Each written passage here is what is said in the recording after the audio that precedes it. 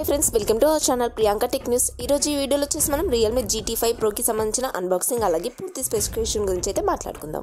మొదటిగా మనం అన్బాక్సింగ్ తో స్టార్ట్ చేస్తే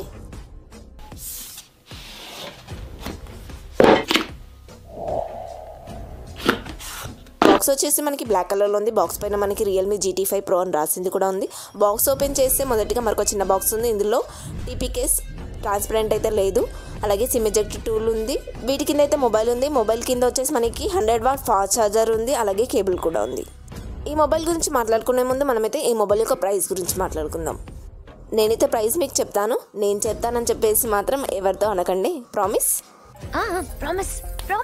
ఈ మొబైల్ కేవలం చైనాలో 12GB 256GB వేరియంట్ 40,000 లోపే తీసుకొస్తున్నారు।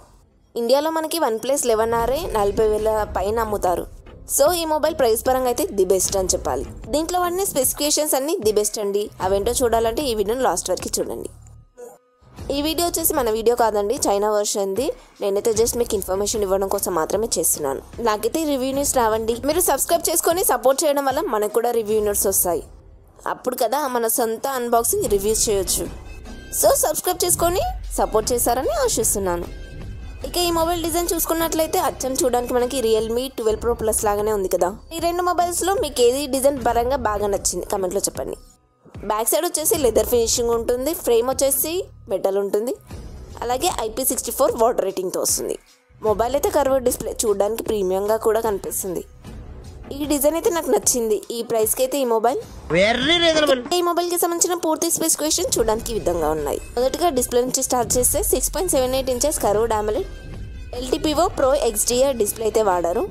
ఇది వచ్చేసి 144Hz రిఫ్రెష్ రేట్ అయితే సపోర్ట్ చేస్తుంది। HDR10+ కూడా ఉంటుంది, 1 బిలియన్ కలర్స్ కూడా సపోర్ట్ చేస్తుంది, 450 PPIతో వస్తుంది, 1.5K రెజల్యూషన్తో వస్తుంది, ఇన్ డిస్ప్లే ఫింగర్ ప్రింట్ సెన్సార్తో వస్తుంది, అలాగే ఇది వచ్చేసి 4500 నిట్స్ బ్రైట్నెస్ కూడా కలిగి ఉంటుంది। ఆల్రెడీ మీకు చెప్పాను కదా, IP64 వాటర్ రేటింగ్ కూడా ఉంటుంది, అలాగే విక్టస్ గ్లాస్ ప్రొటెక్షన్తో వస్తుంది।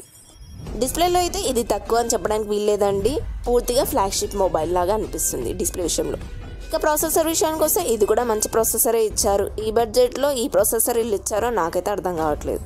స్నాప్డ్రాగన్ 8 Gen 3 ప్రాసెసర్ అయితే ఉంటుంది। ఇది వచ్చేసి 4nm మీద బిల్డ్ అయిన ప్రాసెసర్, 3.3 GHz క్లాక్ స్పీడ్ ఉంటుంది, LPDDR5X ర్యామ్ టెక్నాలజీతో వస్తుంది, UFS 4.0 మెమరీ టెక్నాలజీతో వస్తుంది। బేస్ వేరియంట్ వచ్చేసి 12GB 256GB, ఆండ్రాయిడ్లో ఇది వచ్చేసి 22.30 lakhs అయితే స్కోర్ చేయగలిగింది। Android 14 Realme UI 5తో వస్తుంది, 12,000 mm వేపర్ కూలింగ్ ఛాంబర్ కూడా ఉంటుంది।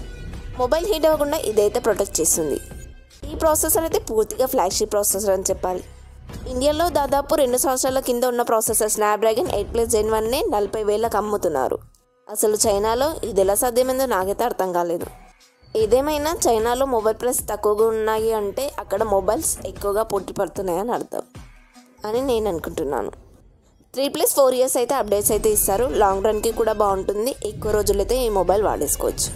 ఇక కెమెరా విషయానికి వస్తే ఇంతకుముందు చెప్పిన 2 విషయాల కన్నా ఇది హైలైట్ అని చెప్పాలి। బ్యాక్ సైడ్ అయితే ట్రిపుల్ కెమెరా సెటప్తో వస్తుంది। మెయిన్ కెమెరా వచ్చేసి 50MP సోనీ LYT-808 సెన్సార్ అయితే వాడారు, ఇది OISకి కూడా సపోర్ట్ చేస్తుంది। ఇది ఉపయోగించి మనం 4K 60 FPS వరకు వీడియో రికార్డ్ చేయొచ్చు। ఇక secondary camera 50MP Sony IMX890 censor అయితే వాడారు, ఇది వచ్చేసి పెరిస్కోపిక్ కెమెరా 100x వరకు జూమ్ చేస్తుంది, అలాగే 2.7 వరకు ఆప్టికల్లీ జూమ్ చేసి ఫొటోస్ అయితే తీస్తుంది। క్వాలిటీ అయితే మీకు అక్కడ చాలా బాగుంటుంది, ఈక్వల్ టు DSLR లాంటి ఫొటోస్ అయితే వస్తాయి। ఇక థర్డ్ కెమెరా 8MP, ఇది వచ్చేసి వైడ్ యాంగిల్ కెమెరా, ఇది వచ్చేసి సోనీ IMX355 సెన్సార్ అయితే వాడారు। ఫ్రంట్ వచ్చేసి 32MP, ఇది వచ్చేసి 4K 30 FPS వరకు వీడియో రికార్డ్ చేసుకోవచ్చు। ఇక కెమెరా పర్ఫార్మెన్స్ ఎలా ఉంటుందని చెప్పేసి మీరు స్పెషల్గా అడగాల్సిన అవసరం లేదు, మీకు దాదాపు ఇంటర్ఫేస్ అంతా కూడా ఒప్పో మొబైల్ లాగే అనిపిస్తుంది।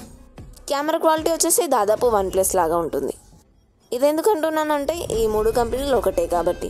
మీరు ఎప్పుడు కూడా నా ఒప్పో గొప్ప, నా OnePlus గొప్ప, నా Realme గొప్ప నాకు కొట్లాడుకోకండి, ఈ ముగ్గురు కూడా ఒకే కంపెనీకి చెందిన వాళ్ళే। మరి Realme ఏంటంటే చాలా తక్కువ ప్రైస్లో మంచి మొబైల్ ఇచ్చే ఒక బ్రాండ్।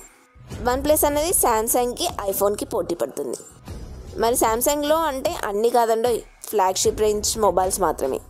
ఇక ఒప్పో అంటారా, 10,000 నుంచి 30,000 లోపల మంచి మొబైల్స్ అయితే ఇస్తుంటారు, అది కూడా ఓన్లీ కెమెరా మొబైల్సే అండి। ఇక బ్యాటరీ విషయానికి వస్తే 5400 mAh battery, 100 watt fast charger, అలాగే 50 వాట్ వైర్లెస్ ఛార్జర్ కూడా సపోర్ట్ చేస్తుంది। ఇక ప్రైస్ విషయానికి వస్తే 40,000 రూపాయల లోపని నేను ఆల్రెడీ మీకు చెప్పాను. ఇన్ని మంచి విషయాలు కేవలం 40,000 రూపాయల లోపే వస్తున్నాయంటే మీ ఫీలింగ్ ఏంటి చెప్పండి. నాకైతే ఒకటి అర్థమైంది, ఇంత మంచి స్పెక్స్ చూసిన తర్వాత ఈ మొబైల్ అయితే పక్కా ఇండియాకి రాదు. మరి మీరేమంటారు? ఈ ఇన్ఫర్మేషన్ మీకు నచ్చిందని అనుకుంటున్నాను. నచ్చితే కనుక ప్లీజ్ లైక్ చేయండి, షేర్ చేయండి, అలాగే సబ్స్క్రైబ్ కూడా చేయండి. బెల్ ఐకాన్ ఆన్ చేసుకోవడం అస్సలు మర్చిపోద్దు.